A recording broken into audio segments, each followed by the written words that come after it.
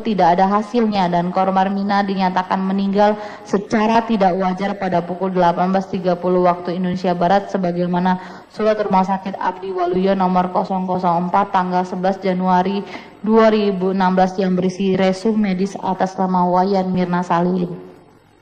Bahwa benar jenazah korban Mirna kemudian dipindahkan ke rumah duka Rumah Sakit Darmais Jakarta Barat dan di sana pihak keluarga menolak untuk dilakukan otopsi terhadap jenazah korban Mirna karena kasihan tidak mau jenazah korban Mirna diacak-acak. Lalu pada sekitar pukul 21.30 waktu Indonesia Barat jenazah korban Mirna diembalming oleh ahli patologi forensik Jaja Surya Atmaja selaku dokter Rumah Sakit Darmais dengan cara memotong bagian paha korban Mirna dengan pisau untuk mencari pembuluh darah vena, kemudian menyemprotkan 3 liter cairan formalin ke dalam pembuluh darah vena tersebut menggunakan kompresor.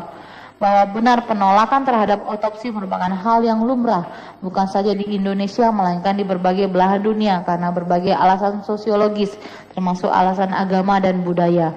Bahwa benar saudari Lia Amalia selaku petugas Rumah Sakit Duka di Rumah Sakit Darmais Jakarta Barat dibacakan BAP Lia Amalia angka 6 yang bertugas memandikan jenazah korban Mirna pada tanggal 6 Januari 2016 sekira pukul 23.30 WIB melihat ada beda fisik dari jenazah korban Mirna yakni sekeliling bagian bibir bagian dalam terlihat warna kebiruan agak gelap dan setelah diberi lipstik warna tersebut tidak juga bisa tertutupi dan bagian dari wajahnya terlihat memerah. Bahwa benar 1 buah pipet berisi sampel cairan lambung dari tubuh korban Mirna tersebut diserahkan oleh saksi Darmawan Salihin kepada anggota Polsek Tanah Abang, Jakarta Pusat tanggal 6 Januari 2016 sekira pukul 23.30 waktu Indonesia Barat. Bahwa benar tanggal 10 Januari 2016 sekira pukul 1 WIB pihak keluarga setelah berdiskusi dengan pihak kepolisian Polda Metro Jaya yang telah mengambil alih laporan polisi 02 dari Polsek Tanah Abang akhirnya mengizinkan pihak kepolisian untuk mengambil sampel bagian tubuh dari jenazah korban Mirna untuk kepentingan penyidikan yakni lambung, hati, empedu, dan urin. Benar korban Mirna meninggal dunia sesuai dengan visum et repertum nomor polisi R007 2006 Rungkit by TK1 tanggal 10 Januari 2016 yang dibuat dan ditandatangani oleh Dr. Arif Wahyono dan Dr. Slamet Purnomo menyimpulkan pada pemeriksaan seorang perempuan berumur 25 sampai 30 tahun sudah dilakukan pengawetan atau embalming dan dirias. Pada pemeriksaan luar tidak ditemukan adanya perlukaan, ditemukan bibir bagian dalam berwarna kebiruan. Pada pemeriksaan histopatologi forensik sediaan lambung tampak kelainan yang diakibatkan oleh bahan korosif. Sebab kematian orang ini menunggu hasil pemeriksaan dari laboratorium forensik. Bahwa benar kemudian barang bukti berupa sisa minuman dan organ cairan tubuh korban Mirna diperiksa pada tanggal 10 Januari 2016 sekira pukul 10.30 WIB dengan maksud pemeriksaan untuk menentukan apakah pada barang bukti tersebut di atas terkandung zat atau bahan beracun dan atau bahan berbahaya. Berdasarkan berita acara pemeriksaan laboratorium kriminalistik barang bukti, sisa minuman dan organ cairan tubuh nomor lab 086-A yang dibuat pada hari Kamis tanggal 21 Januari 2016 yang ditandatangani oleh Dr. Nur Dayati, Azhar Darlan, Helmiyadi, Eti Susanti dan diketahui oleh Dr.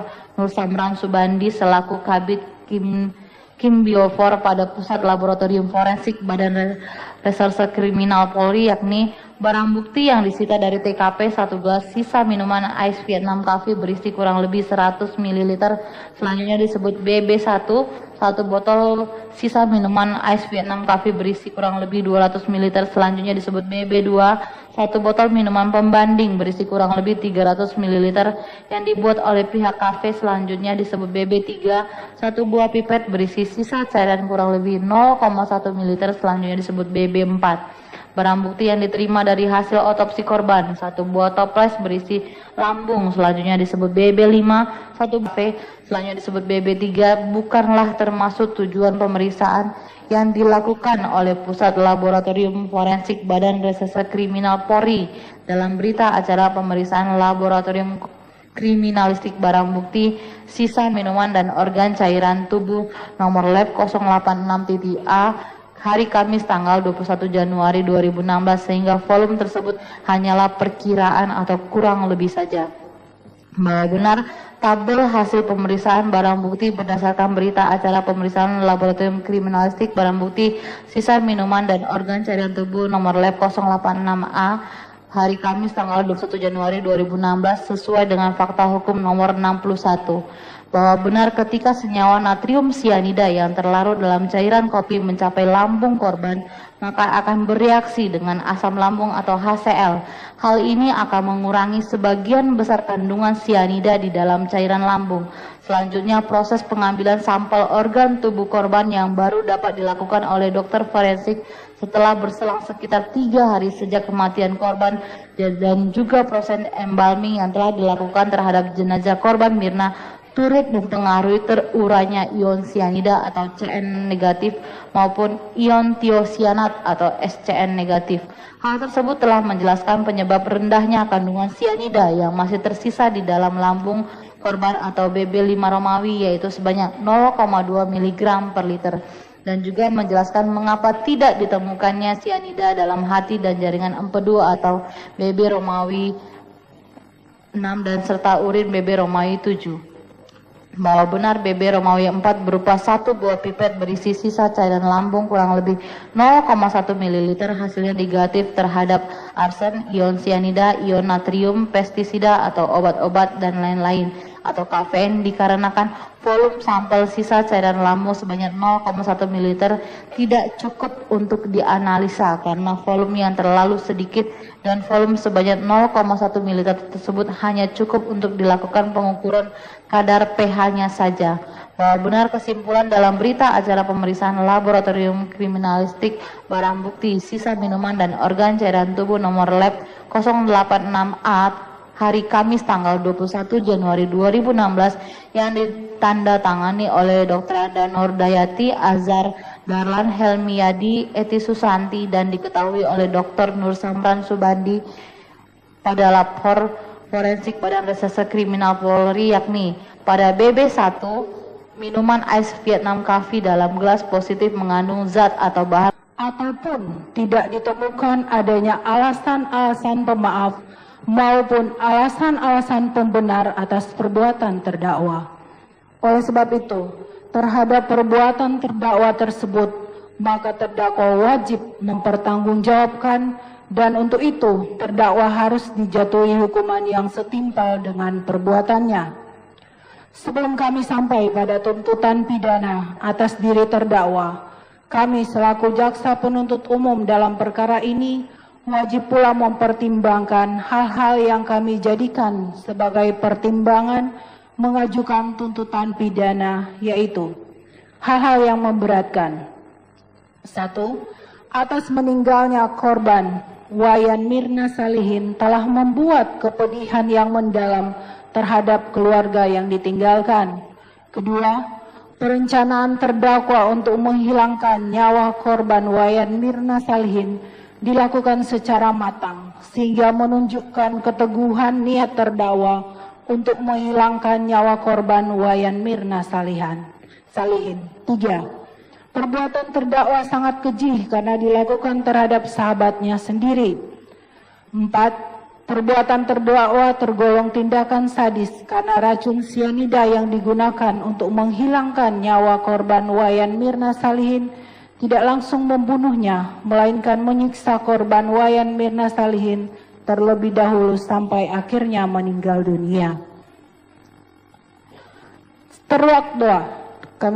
Terdakwa berbelit-belit dalam memberikan keterangan dan tidak mengakui serta tidak menyesali sedikit pun perbuatan yang telah menghilangkan nyawa korban Wayan Mirna Salihin, serta terdakwa membangun alibi guna mengaburkan fakta dengan menyebarkan informasi menyesatkan dengan tujuan untuk menghambat proses penegakan hukum.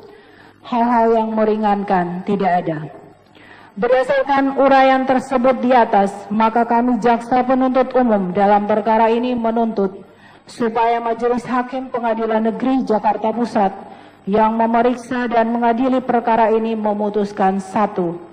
menyatakan terdakwa Jessica Kumala alias Jessica Kumala Wongso alias Jess terbukti bersalah melakukan tindak pidana pembunuhan yang direncanakan terlebih dahulu sebagaimana diatur dan diancam pidana dalam pasal 340 KUHP. 2. Menjatuhkan pidana terhadap terdakwa Jessica Kumala alias Jessica Kumala Wongso alias Jess dengan pidana penjara selama 20 tahun dikurangi terdakwa berada dalam tahanan sementara dengan perintah terdakwa tetap ditahan.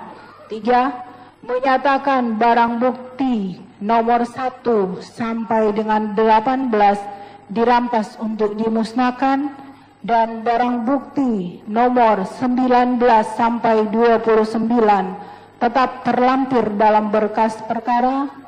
Barang bukti nomor 30 dikembalikan pada saksi Arif Budiawan Sumarko. Barang bukti nomor 30 sampai dengan, kami ulangi, barang bukti nomor 31 sampai dengan 45 dikembalikan pada restoran Oliver melalui saksi Devi Krisnawati Siagian. 4. Menetapkan supaya terdakwa dibebani membayar biaya perkara sebesar Rp5.000. Demikian tuntutan pidana ini kami bacakan dan diserahkan dalam sidang hari ini, hari Rabu tanggal 5 Oktober tahun 2016. Semoga Tuhan Yang Maha Kuasa memberikan kekuatan lahir dan batin kepada kita semua dalam rangka melaksanakan penegakan hukum. Jaksa Penuntut Umum. Demikian Yang Mulia.